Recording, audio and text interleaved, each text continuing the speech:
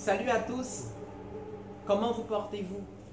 On se retrouve aujourd'hui dans cette nouvelle vidéo car je vais partager avec vous un texte profondissime de Mackenzie Orsel intitulé Vers la lumière, tiré de son noble roman L'ombre animale. L'ombre animale est l'un des classiques de la littérature haïtienne. J'aime beaucoup Mackenzie Orsel. J'aime la manière dont il manie le stylo. Ce roman, je l'ai lu à 2 reprises durant le confinement. Je vous conseille aussi d'en acheter et d'en faire la lecture aussi. C'est profondissimo. Et la couverture, c'est le portrait de sa mère qui est sur la couverture. L'ombre animale. Mackenzie Orsel. Mackenzie Orsel est un écrivain haïtien qui a vu le jour à Port-au-Prince en 1983 sous le régime dictatorial de Jean-Claude Duvalier, autrement dit Baby Doc ou Bébé Doc. La dictature des deux Duvalier a aiguillonné beaucoup d'intellectuels haïtiens à fuir le pays, par exemple Daniel Laferrière, Joseph Jean Ismé, pour ne citer que cela. Même l'Église n'était pas épargnée car les jésuites ont été chassés, balayés du territoire national sous le régime dictatorial de Duvalier. Mackenzie Orsel est l'une des figures de proue de la littérature haïtienne. Pourquoi? C'est parce qu'il apporte ses pierres, ses briques d'idées pour la construction du château littéraire haïtien. Mackenzie Orsel a écrit de nombreux ouvrages. Il a écrit La douleur de l'étreinte, paru aux éditions des Champs 2007. Il a écrit Sans ailleurs 2009, À l'aube des traversées et autres poètes en 2010, Les immortels, Mémoire d'Ancré en 2010, Les latrines, paru aux éditions Mémoire d'Ancré en 2011, La nuit des terrasses, paru aux éditions La Contre-Allée en 2015. Après Les immortels, premier roman très remarqué, salué par le prix T. de Monnier de la Société des gens de lettres, Mackenzie Orsel nous offre ce joyau, L'ombre animale. L'ombre animale a reçu le prix littérature Monde et prix Louis Guillou.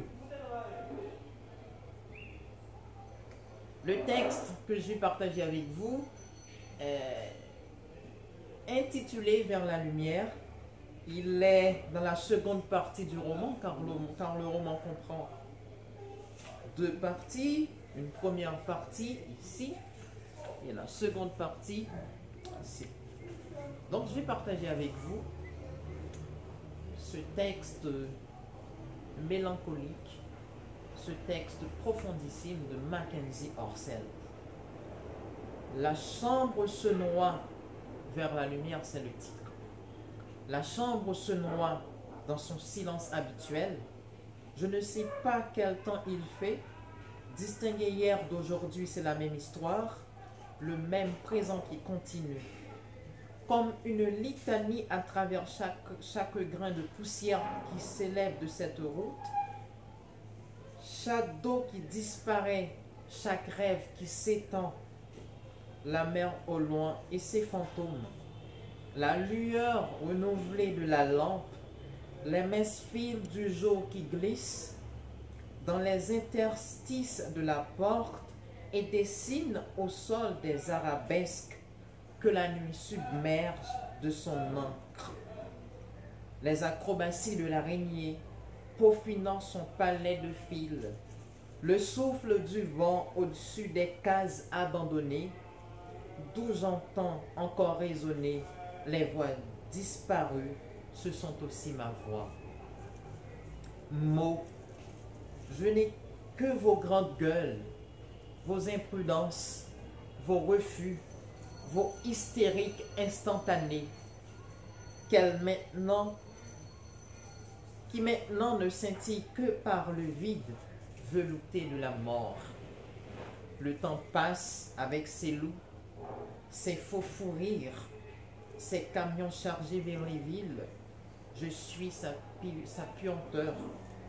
La puanteur qui n'a pas droit aux larmes, aux obsèques et toutes ces choses dont les morts se foutent pas mal.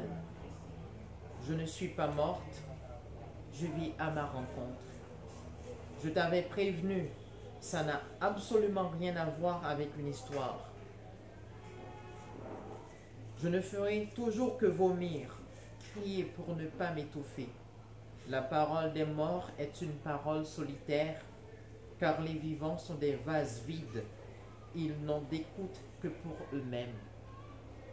Je crains que tout ce que j'ai fait depuis tout ce temps, c'est de causer avec moi-même, jouir en grattant rageusement ma plaie.